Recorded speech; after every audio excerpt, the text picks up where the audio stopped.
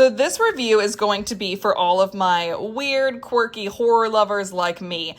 Zach Neal's Death for Dinner Cookbook. 60 gory good plant-based drinks, meals, and munchies inspired by your favorite horror films. This is one of my all-time favorite cookbooks because not only is it super fun and has an awesome play on horror, but they're all plant-based, vegan-style cooking.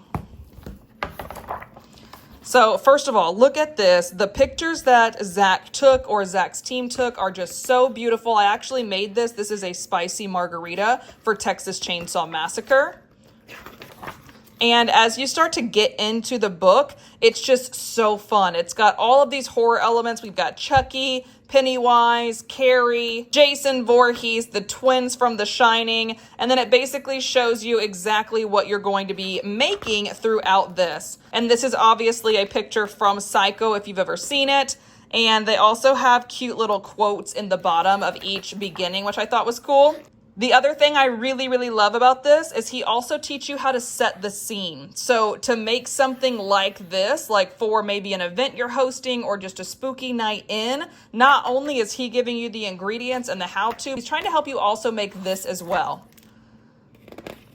There's another set the scene. Here's another one. There's also desserts like this Blood Orange Cheesecake Trifle. So you see depraved desserts and monstrous mains.